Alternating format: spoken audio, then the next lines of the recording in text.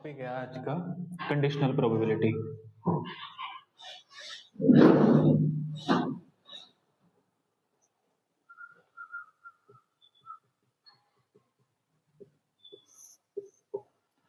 अभी तक हमने प्रोबेबिलिटी जो पढ़ी थी उसका सबसे सिंपल केस होता है कि number of favourable outcomes divided by total number of outcomes. ठीक है, ये एक सबसे सिंपल वाली चीज है। यहाँ पे हम उससे थोड़े से आगे जाएंगे।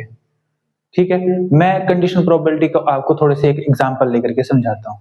ठीक है, लेट्स सपोज हमारे पास सैंपल स्पेस है। मैं कोई भी एक जनरलाइज सैंपल स्पेस बना रहा हूँ 1 2 3 4 5 6 7 8 9 10। ये मैंने एक सैंपल स्पेस बनाया। सैंपल स्पेस क्या होता है? हमारे पास एक ऐसा स्पेस होता है जो कि मतलब मैक्सिमम हमें दे रहा था। यूनिवर्सल सेट जो है हमारे पास वो यही है। ठीक है, कोई भी हमने इसका फंक्शन लगाया, कोई भी हमने एक कंडीशन डाल दी कि हमारे पास इंटीजर्स होने चाहिए लेस देन 11। ठीक है, तो ये हमारे पास कुछ इस तरीके से हमने कोई भी हमने कंडीशन लगा करके हमने एक सैंपल स्पेस बनाते हैं। जो भी हम आगे सेट लेंगे, ए या बी कोई भी लेंगे, वो इसी का ही आगे छोटे छोटे पार्ट्स होंगे।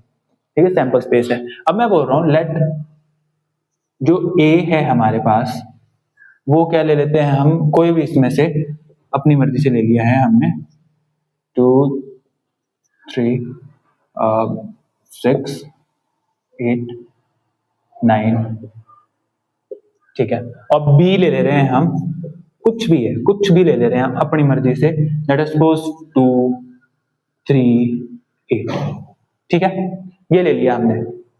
अब जो कंडीशनल प्रोबेबिलिटी है वो बोलती क्या है? कंडीशनल प्रोबेबिलिटी को कहा जाता है कि probability of happening certain event when certain event has happened. Okay, अभी समझ नहीं आएगा, मैं इसको लिख करके बताता हूं कि probability of happening of B when A has happened. इस तरीके से लिखते हैं हम इसको। ठीक है, मतलब ये है कि जब हमारे पास ए हो चुका है उसके बाद हमारे पास बी होने की प्रोबेबिलिटी क्या है। अब अगर मैं थोड़े एक बेसिक से चलूं तो प्रोबेबिलिटी ऑफ ए होने की क्या है उसको निकालते हैं पहले तो हम। ठीक है, number probability of happening of event A. Number of favourable cases कितने हैं इसके? 6 हैं ये। और टोटल नंबर ऑफ केसेस कितने हैं? 10। ठीक है, तो ये है हमारे पास 2 3 6 2 5 10। ठीक है, दिस इज अवर बिल्कुल बेसिक डेफिनेशन जो हमारे 10th तक हम पढ़ते हैं कि कैसे प्रोबेबिलिटी निकाली जाती है ऑफ हैपनिंग ए। अब हमने क्या बोला कि हमारे पास जो है वो ए हो चुका है, उसके बाद हमारे पास बी होना है। इसके लिए आप एक बात याद रखना, कभी भी ऐसी आएगी उसमें ये देखना कि अब हमारा जो सैंपल स्पेस है वो बी के लिए क्या बन जाएगा? ए बन जाएगा। ठीक है, ये बात जो है इसी से ही आपकी सारी की सारी कंडीशनल प्रोबेबिलिटी सॉल्व हो जाएगी कि अब क्या है, सैंपल स्पेस चेंज हो जा रहा है बी के लिए। अब जो मैंने ये लिखा है इसका मतलब अब समझ आएगा आपको कि probability of happening of B when A has happened. A has happened का मतलब है कि अब ए इसके लिए बन गया है सैंपल स्पेस।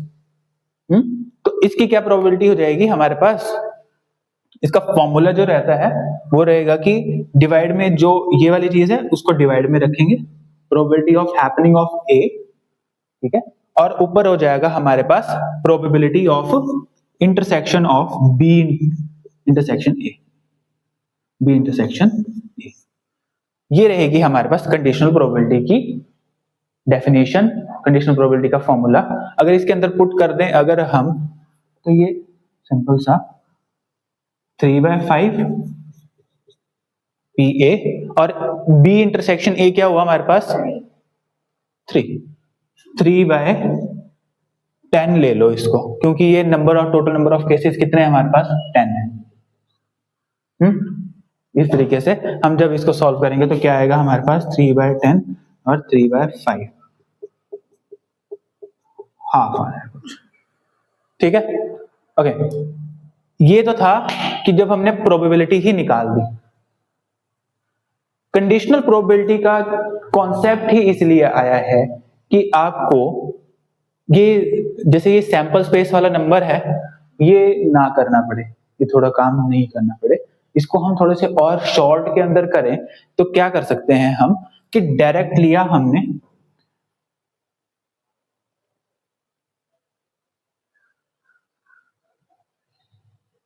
इसमें से देखो अब चलो वो चीज में थोड़े आगे एग्जांपल आएंगे तब और समझाऊंगा कि हमें यहाँ पे ऐसी ज्यादा जरूरत थी नहीं कि हम यहाँ पे 3 और 5 भी ले, हम यहाँ पे डायरेक्ट ये कर सकते हैं कि probability of happening of B when A has happened.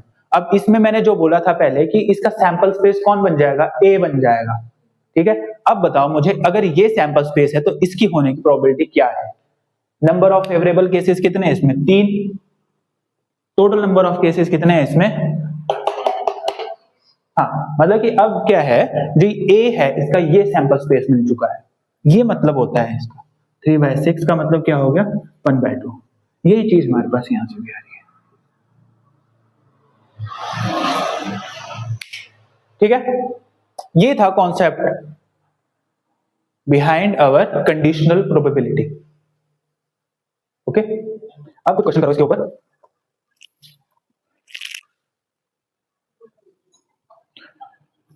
एक चीज अंडरलाइन कर लो,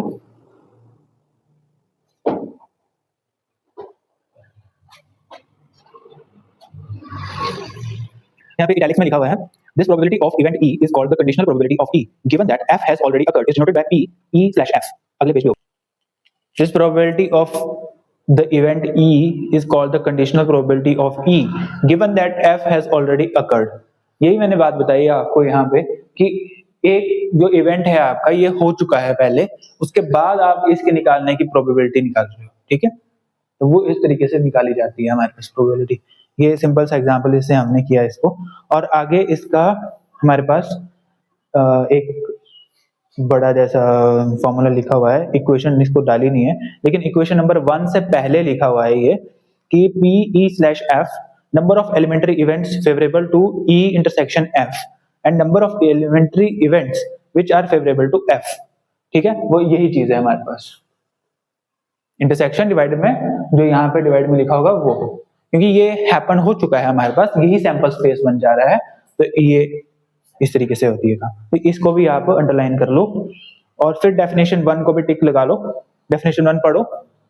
If E and F are two events associated with the same sample space of a random experiment, the conditional probability of the event E given that F has occurred, that is P, probability of E slash F is given by probability of E slash F is equals to probability of E intersection F divided by P probability of F.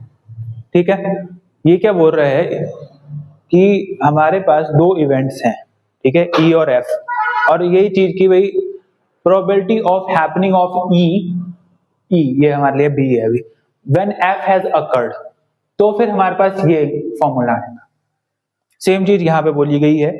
और आगे क्या है, properties of conditional probability, property 1 को देख लो, sample space probability of happening of sample space when F has occurred, ठीक है, is equal to probability of happening of F when F has occurred, it should be equal to 1, मतलब ये तो होगा ही होगा। Probability of happening of A when sample space S has occurred, ठीक है, तो वो सेम ही रहेगा, इक्वल टू 1 ही रहेगा। प्रोबेबिलिटी ऑफ हैपनिंग, सॉरी यहाँ पे बोला गया है probability of happening of S sample space when A has occurred, ठीक है। जब सैंपल स्पेस के अंदर सारे एलिमेंट्स आ रहे हैं तो ये तो होगा ही होगा, 1 नंबर इसका मतलब कंडीशन प्रोबेबिलिटी का 1 मतलब होता है 100%, ये होगा ही होगा। तो वही है कि conditional probability of happening of F when F has occurred 1 ही आएगा इसका आंसर भी। आगे property 2, if A and B are any two events of a sample space S and F is an event S such that PF is not equal to 0, तो यही दिया गया यहाँ पे, A यूनियन B वाला formula लगेगा इधर, ठीक है। A यूनियन B क्या होता है, A B minus intersection, same यहाँ पे फॉर्मूला लग रखा है, और ये प्रॉपर्टी भी टिक कर लो आप, ये आ जाती है।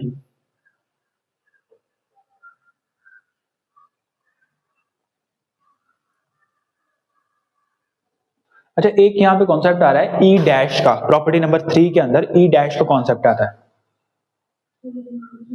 ठीक है, ई डैश का पता है आपको मतलब क्या होता है? कॉम्प्लीमेंट। अच्छा, मैं पूछूं यहाँ पे आपसे कि ए का कॉम्प्लीमेंट क्या है?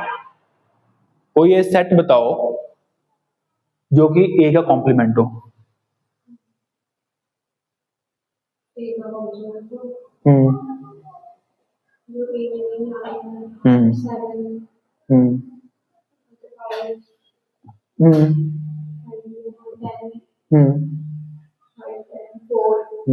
है, ठीक है, समझ गया। मतलब जो इसके अंदर नहीं आ रहे हैं और वो सैंपल स्पेस के अंदर हैं, वो सारे कौन से हो गए हमारे पास? कॉम्प्लीमेंट हो गए। ठीक है, तो P E complement F equal to 1 minus P E F, क्योंकि प्रोबेबिलिटी ऑफ 1 होती है कि वो होगा ही होगा, तो वो 1 से तब माइनस हो रहा है वो। ठीक है, नेक्स्ट हमारे पास है, छोटे से एग्जांपल्स हैं ये, इसको एग्जांपल को करके देखो आप। ये एग्जांपल क्या बोल रहा है? Consider experiment of tossing a coin, if the coin shows head toss it again, but if it shows tail then throw a die. हमने क्या किया है, पहले हमारे पास एक कॉइन है कोई ना कोई हमारे पास, और हमने उसको क्या किया, हमारे पास या तो वो हेड आएगा या तो वो टेल आएगा, कोई इवेंट है, हमने क्या किया, दो पहले पार्ट में बांट दिया। ठीक है, इवेंट के या हेड आने की प्रोबेबिलिटी क्या होती है आपको पता ही है? हेड या टेल में से हेड आने की प्रोबेबिलिटी क्या है? 1/2। क्या है इसकी प्रोबेबिलिटी? 1/2। इसकी प्रोबेबिलिटी क्या है? 1/2। अब ये बोलते हैं अगर हेड आता है तो फिर से if coin shows head toss it again. ठीक है, toss it again, toss again करके क्या आ जाएगा? हेड हेड आएगा। ये हेड के बाद ये फर्स्ट हेड जो हमारे पास आया ही था, इसके बाद या तो टेल आ जाएगा। ठीक है, अब इस वाले की प्रोबेबिलिटी क्या हुई? हाफ, आगे फिर से हाफ प्रोबेबिलिटी के अंदर डिवाइड हो गया, तो इसकी प्रोबेबिलिटी क्या होगी? हाफ, दो टुकड़ों में डिवाइड हो गया इक्वल लाइकली प्रोबेबिलिटी के, तो इसकी प्रोबेबिलिटी क्या है?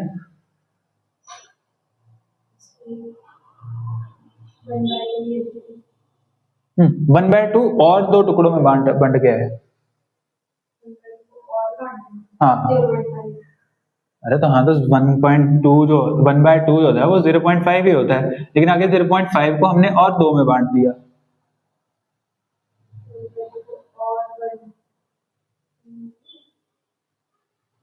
वन बाय टू को हमने और हाफ कर दिया, क्या आएगा? इसकी हो गई प्रोबेबिलिटी हमारे पास 1/4, और इसकी भी हमारे पास प्रोबेबिलिटी हुई 1/4। ये पूछा था। ठीक है, तो अब क्या है हमारे पास, इसको छोड़, 0.5 को भी 0.25 ओके। ये क्या बोलता है? टेल है, अगर टेल आया आपके पास पहली बारी में तो आपने क्या करनी है? Roll a die, toss it again, but if it shows tail then throw a die, throw a die. हमारे पास क्या हो जाएगा? डाइस की क्या क्या प्रोबेबिलिटी बनती है? टेल आएगा, डाइस का 1 आ गया, टेल डाइस का 2, टेल डाइस का 3, टेल डाइस का 4, टेल और डाइस का 5, टेल और डाइस का 6।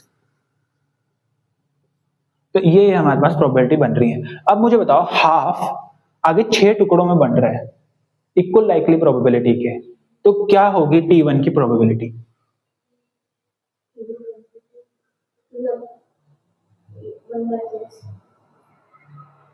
हाफ को 1/6 में बांटना है।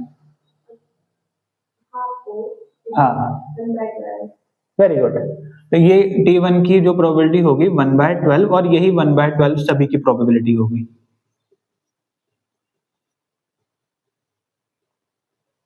अब है क्वेश्चन पढ़ने की बारी।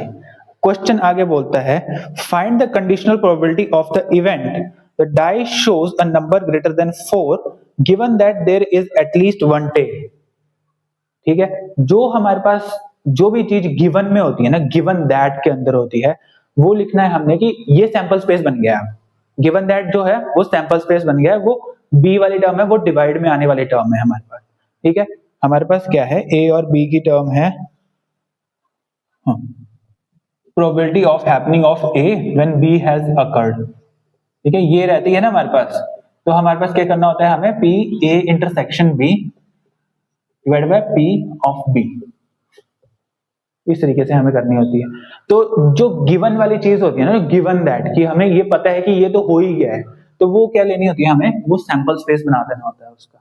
सैंपल स्पेस मतलब कि यहाँ पे वो B लेना है हमें। तो B की क्या है हमारे पास, B क्या चीज है, given that there is at least one tail, at least one tail. At least one tail का क्या बात है, एक तो ये है और ये सारे ही हैं, ऐसे ही। एटलीस्ट वन टेल क्या क्या हो गए हमारे पास, HT, T1, T2, T3, T4, T5 and T6। Correct. और अब देखते हैं हम, हाँ अब ए तो फाइंड आउट करें पहले, ए क्या चीज है। Find the conditional probability given event that the dice shows a number greater than 4। अब dice shows a number greater than 4, अब ये हमारे पास ए बनेगा, ये हमें फाइंड आउट करना है। ये तो गिवन जो भी हमारे पास दी होगी ना स्टेटमेंट के अंदर, क्वेश्चन के अंदर जो भी स्टेटमेंट बनी होगी जिसके अंदर गिवन जो है वो हमने हमेशा बी वाली टर्म लेनी है, ठीक है। और अब जो मैं बोल रहा हूं जो कि उससे पहले लिखी होगी हमेशा, find the conditional probability of the event that the dice shows a number greater than 4। Greater than the 4 जो नंबर लिखा है हमने वो कहां कहां पे आ रहा है, बस यही दो है, ठीक है, T5, T6। ये गलती इसलिए हुई क्योंकि हमारे पास क्या था, ये डिफरेंट थे हमारे पास सारे के सारे। अगर सारी सेम होती, इक्वली प्रोबेबल होते सारे के सारे, तब इस तरीके से हम कर सकते थे। अब हमें वही लॉन्ग वाला तरीके करना पड़ेगा कि बी की प्रोबेबिलिटी क्या है वो निकालनी पड़ेगी हमें सारी सारी। ये नहीं कर सकते हम, ये जो हमने डायरेक्ट कर दी यहाँ पे चीज, वो इसलिए हुई क्योंकि हमारे पास क्या था, हर एक की प्रोबेबिलिटी ये क्या है यहाँ पे अलग अलग है, ठीक है। अब हम इसको फिर से करते हैं। ये भी अच्छा ही हुआ वैसे। अच्छा, तो probability of happening of B, ठीक है, लास्ट में ये है बी है, ठीक है, इसकी निकाल लेते हैं। HT की प्रोबेबिलिटी क्या है हमारे पास, 1/4, और बाकी इन सभी की प्रोबेबिलिटी क्या है हमारे पास, 1/12, 1/12, 1/12 हाफ, हाँ, तो 1/2। तो ये कितना हो गया हमारे पास, 1/2/4, 3/2, आई थिंक 3/2 आ रही है, 3/4 आ रही है, 3/4, हाँ 3/4 आ रही है, ये क्योंकि ऐड होगी ना, 3/4 आ रही है मेरे पास ये प्रोबेबिलिटी ऑफ बी, 3/4 आ रही है। और इन दोनों का इंटरसेक्शन क्या बना हमारे पास, क्योंकि यहाँ इंटरसेक्शन है ना, T5 और T6 ही बने। T5 और T6 की क्या है प्रोबेबिलिटी, 1/12, 1/12, और इसका दोनों का सम करके क्या आएगा हमारे पास, 2/12, 1/6। इन दोनों को सम कर दिया अगर हमने, तो ये क्या आ गया, 2/12 इक्वल टू 1/6, ठीक है। तो ये 1/6 है। हाँ, अब इसको सॉल्व करते हैं हम, हमारे पास क्या आता है देखते हैं, हमारे पास ठीक आ रहा है क्वेश्चन आंसर या गलत आ रहा है। 2 दूनी 4, 2 3 6, 2/9, क्या यही आंसर, यस आई थिंक 2/9। तो हाँ, अब ये वाली गलती मत करना, ठीक है। जो मैंने गलती की यहाँ पे, मैंने क्या किया था कि सभी की मैंने प्रोबेबिलिटी सेम ले ली, तब मैंने यहाँ पे डायरेक्ट ही मैंने ले लिया कि ये 2 है, इसकी वैल्यू क्या थी 7 ले ली मैंने, और ऊपर 2 ले लिया कॉमन ओनली। लेकिन हमने क्या करना है, बेसिक से चलेंगे, जो यहाँ पे प्रोबेबिलिटी हमने फाइंड आउट की ये सारी की सारी, ये इसीलिए की मैंने ताकि मैं यहाँ पे अलग से पुट कर सकूं, ठीक है। तो हमारे पास क्या है कि एक क्या 3 टाइम्स क्या किया हमने, तो डाइस थ्रो किया, डाइस थ्रो 3 टाइम्स। 3 टाइम जब हम थ्रो करते हैं तो हमारा सैंपल स्पेस बनाने के लिए हमारे पास क्या दिमाग में चलना चाहिए, कैसे इजीली सैंपल स्पेस बनेगा। सबसे पहले है कि हमारे पास 1 और फिर आगे फिर से 1 लगा लिया हमने, और फिर 1 लगा लिया। अब हम क्या कर रहे हैं, 1 1 2 1 1 3, इस तरीके से 1 1 6, ठीक है। फिर आगे क्या चलेगा हमारा 1 2 1 1 2 2, ठीक है, 1 2 3 1 2 6, ठीक है, इस तरीके से चल रहा है हमारा 1 3 1, ये भी है ना। तो मैं वो बता रहा हूँ आपको कैसे बनाना है, ये क्या सोचना क्या है। और ये क्या चलेगा, 1 कहां तक चलेगा, 1 5 1 6 तक, ये 1 सारे, ये 1 सारे, ठीक है। फिर यही चीज 2 तक चल पड़ेगी, 2 1 1, 3 टाइम ही है ना ये। तो ये कितने बन रहे हैं, ये देखो 6, पहले एक वेक्टर है 3, हम जब इसको वेक्टर एनालिसिस में पढ़ते हैं कई बार ना, सुनो सही है क्या होगा, यहाँ को हमारे पास 6 आ रहे हैं, ठीक है। लेट अस सपोज ये क्या है हमारा, एक क्यूब की तरह है, ये क्यूब की तरह है, एक डायमेंशन के अंदर हमने एक 6 बिछा दिए हुए हैं, ठीक है, दूसरे डायमेंशन के अंदर हमने दूसरे 6 बिछा दिए हुए हैं। इन दोनों के कॉम्बिनेशन से, एक्स वाई के अंदर जो बिछाए हैं हमने, उसके कॉम्बिनेशन से हमारे पास क्या बन रहे हैं, ये 2 टर्म्स आ जा रही हैं हमारे पास। कितने हो गए ये टोटल कॉम्बिनेशन, 36। अब हमने क्या किया, उसमें एक हाइट का कंपोनेंट भी जोड़ दिया, मतलब 6 6 1 2 3 वाले ऊपर को भी जोड़ दिए वैसे। तो जब हमने 3 कंपोनेंट बना दिए, उसके वॉल्यूम बन गया, और उस क्यूब के अंदर ऐसे ऐसे मैट्रिक्स बना दिए अगर हमने, ठीक है, डॉट डॉट्स बना दिए, तो टोटल कितने हो गए, 6 इंटू 6 इंटू 6, 216 होते हैं 6 क्यूब। तो सैंपल स्पेस का नंबर ऑफ सैंपल स्पेस कितने आ गए, ठीक है। हाँ, तो ये चीज सोचने का तरीका ये है हमारा सैंपल स्पेस को सोचने का तरीका। बाकी अब आगे क्वेश्चन क्या है हमारे पास वो देखते हैं हम। क्वेश्चन है, सबसे पहले इसके अंदर E/F अगर हमें निकालना हो, प्रोबेबिलिटी ऑफ E/F निकालनी हो, हमें पता है कि सैंपल स्पेस क्या बन जाता है हमारा, F बन जाता है हमारे पास यहाँ पे, ठीक है। तो हमें पहले F निकाल लें तो इजी हो जाएगा हमारे लिए, ओके। ये क्या बोलते हैं, 6 and 5 respectively on the first 2 tosses. अगर मैं F निकाल लूं, ठीक है, F क्या बोल रहा है, 6 and 5 on the first 2 tosses, ये फिक्स कर दिया उसने। इसके साथ क्या चेंज हो सकता है हमारा, थर्ड नंबर चेंज हो सकता है, थर्ड नंबर जो है, थर्ड नंबर है, हाँ। तो देखो यहाँ पे देखो 1 6 6 5 2, ठीक है। तो ये कितने आ गए इसके, 6 आ गए इसके, ये आ गए नंबर ऑफ F कितने आ गए, 6। अब क्या कर रहे हैं हमने देखना है, ये क्या बोला था मैंने, इसका सैंपल स्पेस हो जाता है, फिर ये देखना है हमने, ठीक है। तो E क्या बोल रहा है हमारे पास, 4 appear on the third toss, 4 appear on the third toss when F has occurred. F हो चुका है, उसमें से हमारे पास E की प्रोबेबिलिटी क्या आ रही है, उसकी E की क्या आएगी हमारे पास, अगर हमारे पास F हो चुका है तो E की क्या आएगी, सिर्फ एक चीज आएगी इसके अंदर, 6 5 4, fourth appear on the third toss, ठीक है। तो वो उसकी क्या है, सिर्फ एक आया हो, एक नंबर आया, कौन सा, 6 5 4 वाला, ठीक है। तो अब हमारे पास, मैं पूछ रहा हूं आपसे, probability of happening of E when F has occurred will be equal to F के नीचे कितने, 6 है ये, और E कितना है, सिर्फ 1 है, ठीक है। ये कैसे लिख पाया मैं, क्योंकि हमारे पास क्या था, ये सारे के सारे सैंपल स्पेस, इसकी भी प्रोबेबिलिटी वही थी, इसकी क्या थी प्रोबेबिलिटी, 6/216, और इसकी क्या थी,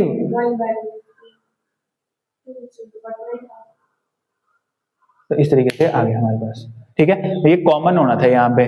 E क्या था कि 4th on the every third, तो हमारे पास क्या क्या आ जाने थे, अगर मैं E का मैं डायरेक्ट बना देता अगर अच्छे तरीके से, तो 6 5 नहीं, ये आने थे 1 2 1 1 से करो पहले शुरू, 1 1 4 1 2 4, 36 आने थे ये, 36 आने थे ये, ठीक है। उनमें से कॉमन देखने थे हमने, कॉमन कौन सा था, जिसके अंदर हमारे पास 6 5 ऑन द फर्स्ट हो जाए और फोर्थ आ जाए, वो 1 ही था, ठीक है। ये इस तरीके से हम कर सकते हैं, ये वाले तरीके से भी। आपने ये सोचना है इसके अंदर कि F हो चुका है हमारे पास, फिर हम E को निकाल रहे हैं, F में से देखना है हमने, F में से निकाला हमने यहाँ पे, तब ये इजीली हो गया हमारे पास। ठीक है, बाकी तो आपके पास वो लॉन्ग मेथड है ये जिसके अंदर पूरा का पूरा सैंपल स्पेस निकाल के